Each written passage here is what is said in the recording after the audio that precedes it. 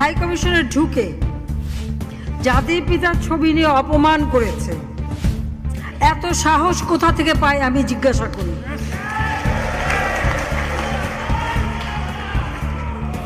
আমি জানি না আমাদের হাই কমিশনার এখন কারা বসেছিল এবং তারা সেখানে কিছুই করতে পারলো না কেন, সেটাও বড় প্রশ্ন।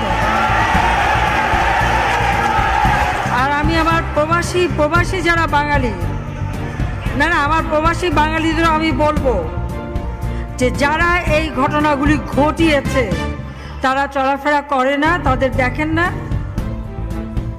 যে হাত দিয়ে জাতির পিতার ওই ছবি নিয়ে তারা ভেঙেছে,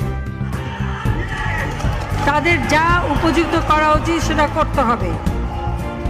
কারণ জাতির পিতার নাম মুছে ফেলার চেষ্টা করা হয়েছিল, তো তারিখ যেহেতু দূরের কথা, ওর বাপ তো চেষ্টা করেছিল এই নাম মুছতে, ওর বাপও চেষ্টা করেছে, মাও চেষ্টা করেছে। তারা কি পেয়েছে নাম মুছতে? পারে নাই। ইতিহাস কখনো কেউ চাপা দিতে পারে না। আর জাতির পিতা তার 7 মার্চে ভাষণে বলে গেছে যে বাঙালিকে কেউ দাবায় রাখতে পারবে না, পারে নাই দাবায় রাখতে। তা আজকে এত বড় দুঃসাহস হয়ে যায়। হ্যাঁ, আমি প্রধানমন্ত্রী এসে আমারটা যা করুক ওটা আমি কিছু মনে করি না, কিন্তু যিনি আমাদের জাতির পিতা, যে আইন আছে, সেখানে হাত দেবে এত সাহস কোত্থেকে পেল?